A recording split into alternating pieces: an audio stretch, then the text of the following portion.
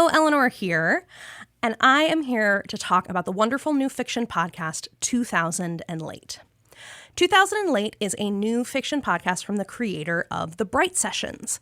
It is a dark comedy that grapples with the havoc of our current moment and tries to find the hope inside of it. The show follows Harper, a 36-year-old nihilist whose life is upended when she's possessed by a demon hell-bent on bringing about the apocalypse. But Harper doesn't want to end the world, and the demon gives her more power than she's ever had in a very long time. So, yeah.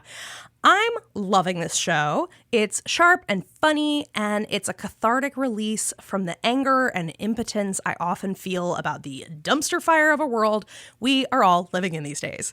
It's unapologetically angry, surprisingly tender, and deeply entertaining. I think that 2000 and Late is ideal for fans of Fleabag or Killing Eve, Jennifer's Body, Yellow Jackets, Venom. So, yeah, let's go create some havoc. Oh, and also, Jeffrey worked on this. Jeffrey is the sound designer, and that's also really cool. So please go check out 2000 and Late wherever you listen to podcasts. Hello, listener. This is producer Jeffrey. Step into my time machine. Long ago, beginning in the ancient past of 2009, we made a show called Our Fair City. Now, Our Fair City is a sprawling, epic story set in the dystopian future of Hartford, Connecticut. A climate disaster made the world outside a frozen wasteland. What remains of humanity lives inside in a largely subterranean city governed by the remains of an insurance company. Now, Our Fair City is darkly funny. You'll meet mad scientists, lightning riggers, the woken dead, giant ants, time travelers, and mole people. We are currently re-releasing Our Fair City weekly, so this is a great time to join us for a romp through the tunnels of Heartlife. After today's episode, we'll be sharing a trailer for the show. I hope you'll check it out, and I would love you to join us in our listen of Our Fair City, found wherever you're listening to this podcast right now. Are you ready? Yeah. Okay, we still need a joke. Do we? There's no time. Dude, it takes at most an hour and a half to get to the airport. You can get there an hour and a half before your flight leaves and still have time to spare. And how long was it delayed again? 6 hours, I think. Okay, we could record this episode in literal slow motion and we'd be fine. Okay, please, no. I'm just going to check the flight status one more time. Malik, it's fine. They won't undelay your flight. Like, it sucks, but now we have time to record this little mini episode, and by the end of the day, you'll still be here in Colorado. You'll be here, and I'll cook you dinner, and we can hang out and go to Boulder and take that tea factory tour, and I won't even make you stand downwind of the mint room. Shit. Yeah, I mean, the fumes are intense for me. No, I mean, fuck. My flight's been canceled. They'll have to refund you, so can you just find a It's later... saying there are no other available flights. We apologize for the inconvenience, of course. No available flights, is it? Hang on. Let me check one of those airline ticket price comparing sites. Sure thing. Intro music? Intro music. Someone on the radio said something about the sun going out forever in a month or so. But we all knew the end was near, nothing to be done from here. So I shake my head and off to bed I go. There are no flights to Denver. There are no flights to Colorado. Every single one of them is just gone. If you flew to like Wyoming, like Cheyenne maybe, and then rented a car. Way ahead of you. Okay, no flights to Wyoming either. Does the website say why? It does not. Hang on, let me see if anyone on Reddit is having the same problem. I'll check the AP feed and I'll keep refreshing this page too. Nothing yet on Reddit, but I'm making a quick post. Jamie? Yeah? This just in from AP News. The FAA has announced that airspace over 10 U.S. states has been closed. All in-progress flights are to be diverted immediately. Looks like it's a strip of land, basically Minnesota and then south and east all the way to Mississippi. Well, fuck. Any explanation? Like literally none whatsoever. What do we do now? Hello, and welcome to another episode of World Gone Wrong, the show about Well, in fuckings like this. I'm Malik. I'm Jamie. And I've got a feeling this mini episode is about to get a lot less mini. If you rented a car, maybe, and just drove here. How much driving would that be? About 28 hours round trip for a 4-day stay. I can't ask you to do that. Maybe it'll clear up soon? I mean, not that it ever has before, but there's a first time for everything, supposedly. God damn it. I can't fucking believe this. I'm not sure I even knew the FAA could do that. The whole U.S. airspace was closed for like a week following September 11th, but I think that was the only time it's happened on that kind of scale. How do you remember that? We were tiny during 9/11. Oh, they made a musical about it. I listen to it when I fly sometimes. Like, as bad as this flight might get, I probably won't be grounded in Canada for 6 days. And if I do, maybe I'll learn something beautiful about human nature. And I'm just realizing how not comforting it is to have that as our precedent. Yeah. I mean, what the fuck is happening? Do we think maybe another kaiju? It looks like the closed airspace basically starts at Lake Superior and stretches south. Something could be in the lake. Okay, but airplanes fly miles above the ground. If it's a kaiju, that guy would need to be impossibly large to affect that much air travel. And we would have heard about this. There would be rumblings, like literal rumblings. Could it have something to do with the Pied Piper? Maybe he finally made his move? But why would that only affect the country from Minnesota to Mississippi? What if it's Leonard? Wouldn't we know if it was Leonard? The U.S. government was not shy about warning us last time. Okay, it could be an ordinary terrorist attack. Not ordinary is a terrible word. You know what I mean. I do. But that's the same problem as the Pied Piper. What would only be dangerous across one strip of the country? And why now? I know. I really need this, you know? Hey, same. It's okay. Everything has been so much. Full agreement. I want to see you. There's some stuff you can only process with another person next to you. So, okay, apparently I can rent a car for about $20 a day, so that's, well... What? The rental site just crashed. Traffic from all the canceled flights, maybe? Maybe. We should probably give it a few minutes. What do we do in the meantime? I don't know. Okay, if you feel like vamping for a bit, I can mute myself and try to call the car place, on the phone, like it's the 1990s. Yeah, okay, I can do that. All right, vamping. Vamping, just watch me go. Oh, okay, if you've been listening to this show and you want to help us make more show, you can do that and really brighten our days by becoming a member. You'll be able to access an ad-free feed and listen to secret bonus episodes. Ooh, it's just $5 a month, and it seriously is what allows us to keep doing this. Visit audaciousmachinecreative.com for more info. And Malik appears to be on hold, so let me pop over to the show's Tumblr page and see if there are any asks I can quickly answer. What's your favorite color? I like earth tones. Malik's changes almost seasonally, which is admirable. Okay, next one. Any chance we'll be able to get Riley on the show again? They seem cool, and it sounded like y'all had really great chemistry. Well, maybe if we do another legal episode. I know they still have a lot of feelings about ghost law. And yeah, they are cool. Maybe the coolest person I know, actually, which is saying something, because I know a lot of cool people. Yeah, so this next one is obviously spam. Delete. Oh, thank God. Welcome back, Malik. Well, that was bizarre. In what way? They said they'd only rent me the car if I signed something promising not to try to cross the Mississippi River. What?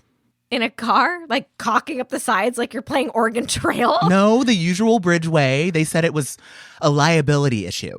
It's a liability to cross a bridge? Could this have something to do with the bridge trolls? But that doesn't explain the airspace thing, though. Okay, 1, Chorky would never. And 2, they wouldn't give me any more info than that. I didn't even get the sense they had more info. Huh. I know we shouldn't baselessly speculate, but how do we not? Oh, here's something. What? I've been obsessively refreshing all of my tabs, and someone replied on Reddit. Saying that their cousin was on a flight last night from Cleveland to Oregon, and it disappeared. The flight? The flight disappeared. Yeah, the airplane is gone. Okay, that doesn't happen. We don't lose flights. One of my uncles is an air traffic controller. Airplanes these days are so carefully watched and listened to and monitored. They're incredibly secure. Well, they were. Okay, sounds like driving it is. Not that I'd ever lie to a car rental place. Perish the thought. Maybe I'll try another company. Are you sure? I mean, that's so much driving. It is, and I will happily take a lot of credit for it. Like, a lot. Hey, I want to see you too, you know? Yeah. I hate... God, we're both going through all this shit, and on top of everything else... Seriously, we have to run a goddamn marathon to see each other. It's weird.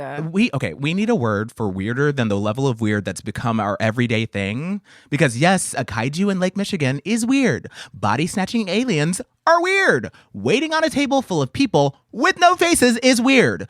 But there's that weird, and then there's the weirdness of like knowing your best friend is going through it, but having to just sit and listen with a whole time zone between you. I don't even... Huh. What? Do you have the show Tumblr open? Yes, actually. You might want to refresh it. Okay. From an anonymous user. I hope this isn't awkward, but I saw Jamie's Reddit post and have decided to reach out here so that I could share without effectively doxing myself on Reddit. Totally fair, anonymous user. Don't worry. The Bermuda Triangle has moved to the Mississippi River. Please don't ask how I know, but I do. Cross only at your own peril. Hi to Malik. Congrats on answering. Oh, we can redact that part. It's a reference to one of my professors. I hope it's okay that I listened to the show. And then it's signed Fake Blake. It is. Yeah, that is how it's signed. Okay, could this be someone messing with us? I don't think I'd put it past Steve. I don't know how Steve or anyone else who wasn't there would know about what happened in class yesterday. I'm the only one who could have told anyone, and I didn't. So the space alien body snatcher who's wearing your ex like a skin suit is leaving us messages on Tumblr? Hey, I'm as surprised as you are. Are you? Yes, I haven't talked to him since we agreed I wouldn't. I may have a certain streak of foolishness, devil-may-care, roguish recklessness, maybe, but I don't have a death wish. I, too, remember that early episode of our show where we discussed how we know he's a replacer. Even if our lives weren't on the line, the social awkwardness of that alone. How did he find our show then? Through any of the normal ways someone finds a podcast? Word of mouth? Or maybe the algorithm served it to him? Malik, I need to be able to trust you. Yeah, and I need your trust. I am looking you in the eye and promising that I did not tell fake Blake about the show. Besides, I'm the one who would be in danger if I did. He has no way to find you. Yeah. And this is obscuring the much bigger question at play here. The bigger question then, what are we supposed to do about the guy you go to school with who officially knows that you know that he's not real Blake? Because that seems pretty big to me. I'll be fine. I'm never alone with him. And no, I'm talking about the Bermuda Triangle. The Bermuda Triangle theory. We don't know for sure. That's... What? Someone else on Reddit is reporting another cross-country flight that vanished. This time they included the flight number, so let me just double check this. It's gone? It is. You know what we need to do? Refresh all the travel sites again in the hopes that things have spontaneously decided to start making sense again, and maybe the missing flights are just a prank and we can finally see each other. Deep dive. What? Down the rabbit hole we go. Deep dive to learn what we need to know. Deep dive. We can't be certain. Even so, deep dive. Ooh. Your flight's still canceled? For now, yeah. Well, any luck on the car rental? I have 4 different companies and different tabs on my computer, none of them operational. Damn it. Okay, I'll try 2. The next best thing to a visit would be making a surprise full-length episode with you. I don't disagree. I'm just so sick of the next best thing. Girl, okay, yes, I hear you. But we did just get a juicy little lead about what's going on. Fake Blake could have a million reasons to lie to us. It still feels like the best theory we've got for now. Also, I've been refreshing the AP site, and it looks like a Greyhound traveling from Houston to Atlanta has also disappeared. It could be anything. It could be another time storm. Or... You're saying we take a commercial break and look up everything we can find about the original Bermuda Triangle? You know me so well. Yeah. Ugh. And now, a word from our sponsors.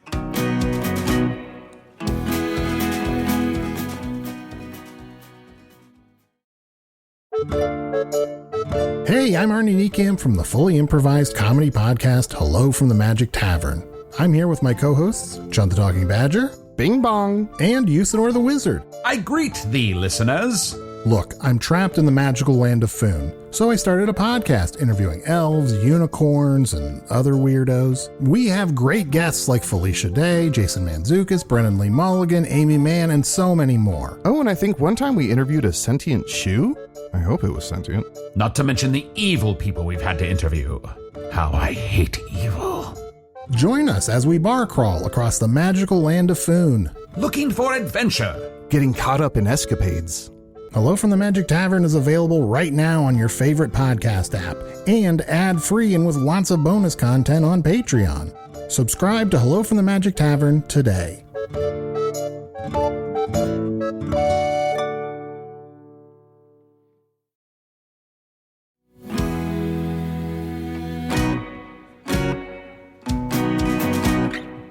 And we're back 2 days later, give or take.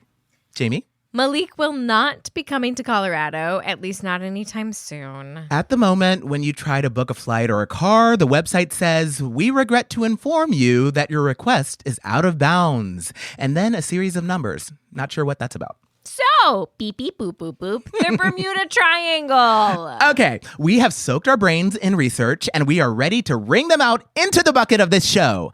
Ew, I know. Sorry, it just came to me. So, here's everything we know about the world's most famous triangle. Except for the pyramids. And arguably a lot of mountains. The Eiffel Tower? Okay, humans love triangles, but that's not the point of the triangle. Don't worry, listeners. I'm not becoming a pun convert. I just said it so Jamie wouldn't have to. Thank you. So, I looked into the legend of the Bermuda Triangle. First, I read the article that gave the Bermuda Triangle its name, The Deadly Bermuda Triangle. Good title. By Vincent Gaddis. This was published in a pulp magazine in 1964, so, you know. Grain of salt. A huge, crunchy grain of artisanal salt. So Gaddis describes a number of planes and boats that have gone missing between 1880 and 1963. For instance, a group of 5 torpedo bombers disappeared at once in 1945, and then so did the Mariner plane that flew out to rescue them. He writes, draw a line from Florida to Bermuda, another from Bermuda to Puerto Rico, a third line back to Florida through the Bahamas. Within this area, known as the Bermuda Triangle, most of the total vanishments have occurred.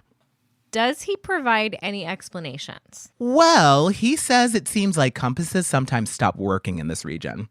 He claims at one point the flight leader of those 5 bombers radioed the base control tower saying, "We don't know which way is west. Everything is wrong. Strange. We can't be sure of any direction.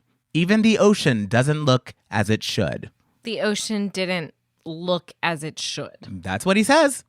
He also points out the only way someone would not know east from west while flying a plane with decent visibility would be if they couldn't see the sun. What does that mean? Well, Gaddis, our boy, suggests one explanation is atmospheric aberration. Meaning what? A hole in the sky? Girl, that's what he's saying.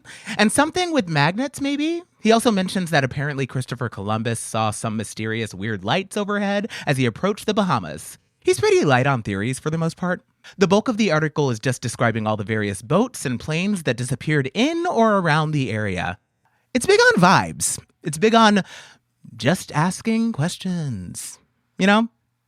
So next we have The Bermuda Triangle, a 1974 book written by Charles Berlitz. Hot name. It was a bestseller, selling something like 14 million copies. This is probably where the idea caught on in popular imagination. What did Charles Berlitz have to say? Well, Daddy Berlitz suggested, okay, I'm not saying this is it. Okay. He thought it could maybe explain the disappearance of Atlantis. Okay, Berlitz wrote that Atlantis could have been on a continent located within the Bermuda Triangle, only to get swallowed up in whatever took those other crafts. Okay, and now for other theories of the Bermuda Triangle, arranged roughly from least to most bonkers. Bad weather, including waterspouts. Basically a tornado on the ocean. Which definitely doesn't work if the area in question has moved to a river. Yes. Something with magnets, again, because magnetic north is slightly different from the North Pole. In certain conditions, compasses can malfunction. Methane bubbles. Ooh, pockets of methane gas have been found by the coast of Norway. Norway's always got something going on. The thought is they were created by underwater explosions, so something similar could be happening in the triangle. Again, probably impossible in a river. Thank you. Next, we have wormholes disrupting space or time, which is almost what you said. Oh, hey. That is true. Yeah, and this last one, gosh, you're not going to like this. Oh, is it aliens? It's aliens. Like, they picked this one specific region to aim their abduction rays. How did they not also suck up a bunch of fish, accidentally beaming a whole school of groupers just flopping around on the deck of their spaceship? Greetings, Earthlings. Take me to your... Okay, hey, I am just reporting the lore. I'm not defending it. So, what did you unearth, Jamie? The area between Florida, Puerto Rico, and Bermuda is an active region for international trade and transport. And? That's it. Girl, we were gone for a long time. That can't be all you... In 1975, a reference librarian named Larry Cush was intrigued by the number of library patrons asking him questions about the Bermuda Triangle. A flight instructor himself, he couldn't figure out how so many planes could leave no trace behind. He decided to take a systematic look at what had happened and what reliable data could tell us. What he found was that the mystery of the Bermuda Triangle can be solved if you accept that it's actually not a mystery. The sea is famously dangerous and unpredictable.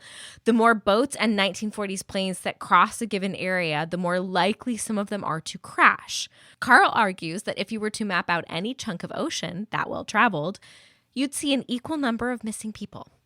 Also, as Cush notes in his book, The Bermuda Triangle Solved, a lot of the cited disappearances happened outside that region anyway, some of them thousands of miles away.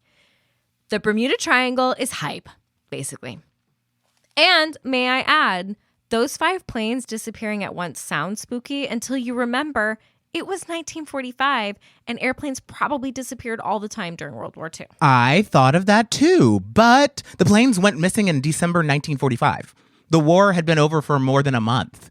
Plus, the Pulp magazine makes it sound like the problem wasn't getting shot down. That pilot radioed in and said the ocean looked wrong. Can we consider that maybe that close to the end of the war, they might have still been under a shit ton of stress? Like, flying planes during World War II was an incredible gamble with an enormous death rate. I could see all kinds of PTSD type situations happening in the cockpit, even after all the battles were over. So what? All 5 pilots had their PTSD set off at the exact same time? Your lead pilot is freaking out, and you're so used to that being the worst possible news you can get that you follow them, yeah? Hey, that does make a certain amount of sense. Also, we're assuming that the Pulp magazine writer didn't make anything up or throw a little mustard on any of the quotes. Okay, I will grant you that vintage Pulp magazines weren't known for Pulitzer-level reporting. Thank you. But if it's not nothing this time... I didn't say that. I just think when we're talking about past theories, ideas from the past, we need to acknowledge that there was a long time where it seemed like the simplest explanation really was the best. And I don't want to lose that, even if now it's more, I don't know. The most haunted possible solution is the best? That, yeah. The incredible has happened in some ways.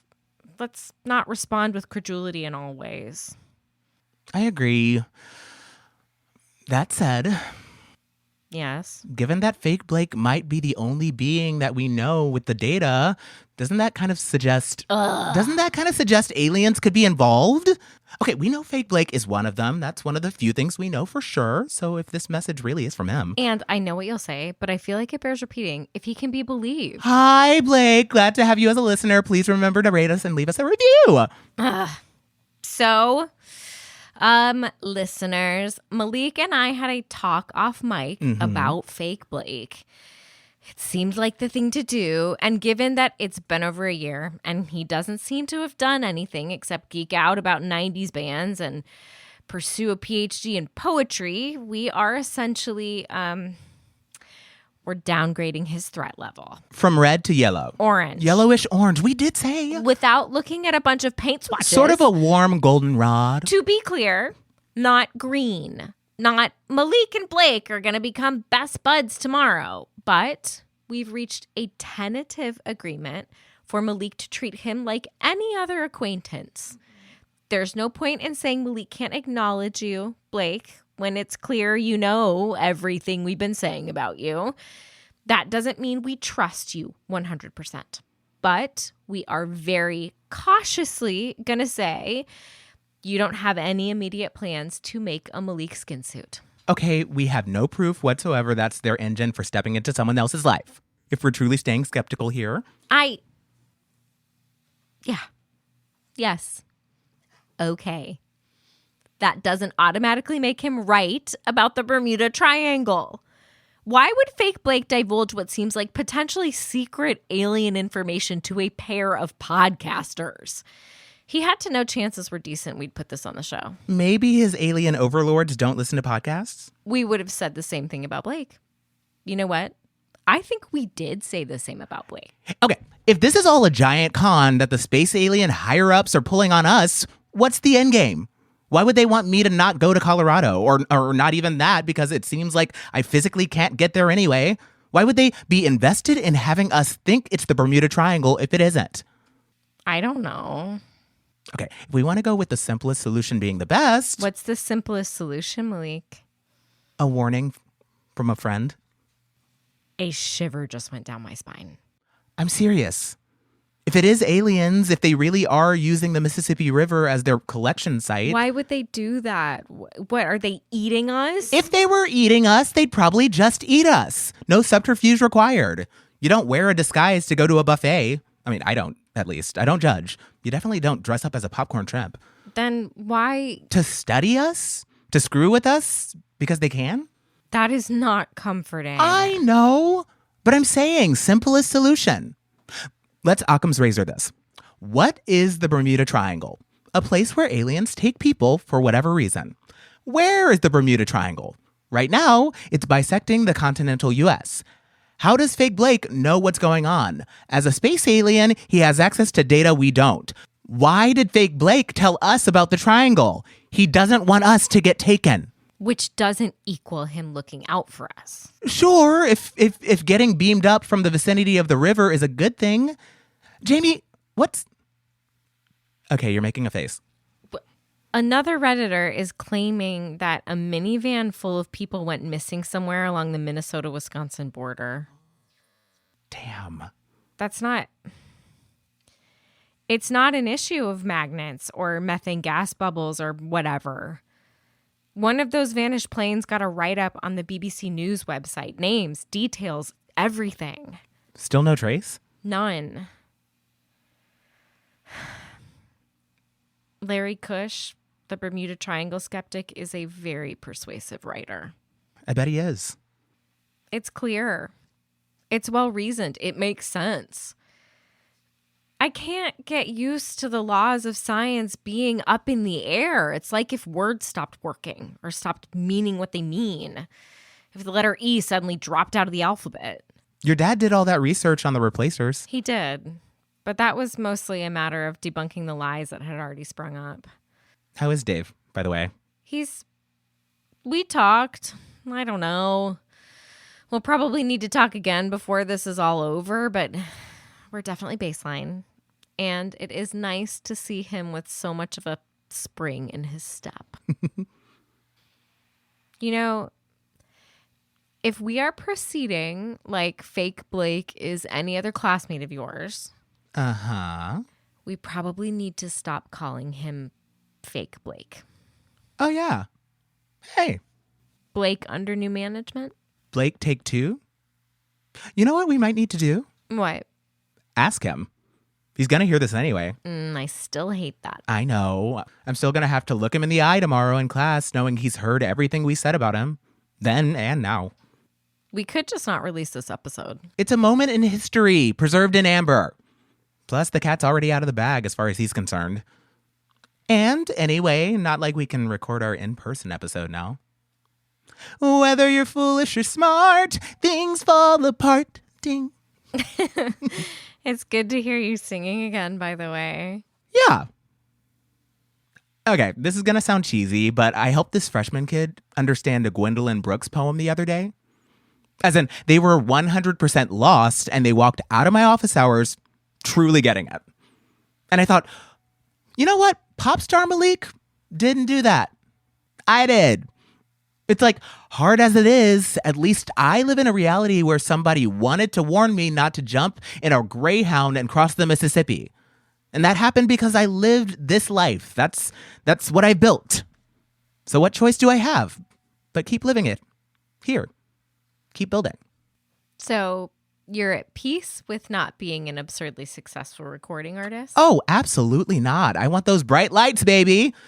I've been talking to Riley about next steps, and we'll keep you posted on that front. But this is the life I've got, and I might as well use it for something. And I like it because I get to be in it with you. So I think that was well said. Oh, Jamie, stop flirting with me. You know I'm gay. I'm really sorry I can't come. Can we take a moment and just mourn the trip? Totally. It is complete bullshit that we can't see each other. Like, I really wanted to see Boulder and walk through your house and meet Dave and Carmen. Soak up some Jamie time. Just to sit at your dinner table, you know? And not only because it would mean you making dinner again. I was going to cook you that pasta dish. No! With the goat cheese and the capers? That's the one. Okay. Do you think if I took a bus to the border and swam across? I miss you. I miss you too. You're my best friend. Fucked up as it is, I like reality better when you're around. I like reality better when you're around too. Next time. Next time. In the meantime, I already got the days off work. I'll have a little staycation. Maybe we can record some bonus content. Rain check on visiting Colorado. Rain check. For however long it takes. Sounds good. I'm Jamie. I'm Malik. We know things are getting weirder every day, but we hope you're baseline. And we wish you a better tomorrow. And even when it's ashes, there'll be part of me that wishes we could stay. Jamie and Malik are played by Hilary Williams and Michael Turrentine. This episode was written by Jessica Best. Directed and edited by Jeffrey Nils Gardner. Our show art is by Carly Fairbanks. And our bangin' theme song is Falling in Love at the End of the World by Olivia and the Lovers. World Gone Wrong is produced and created by Jeffrey Nils Gardner and Eleanor Hyde.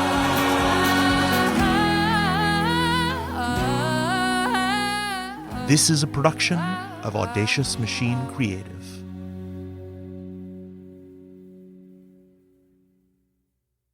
In this place, once known as Hartford, Connecticut, the wind doesn't howl. It screams.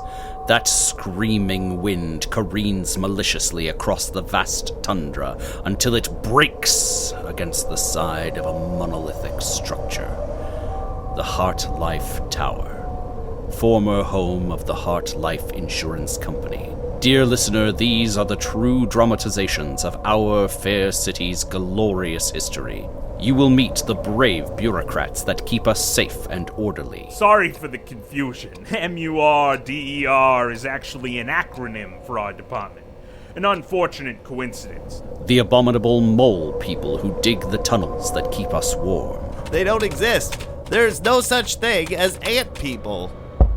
Mole people. And the most dangerous villains of all. Scientists. I swear, I'd forget my head if it wasn't sewn on. To say nothing of lightning riggers, time travelers, and simple interns, every policy has a story to tell.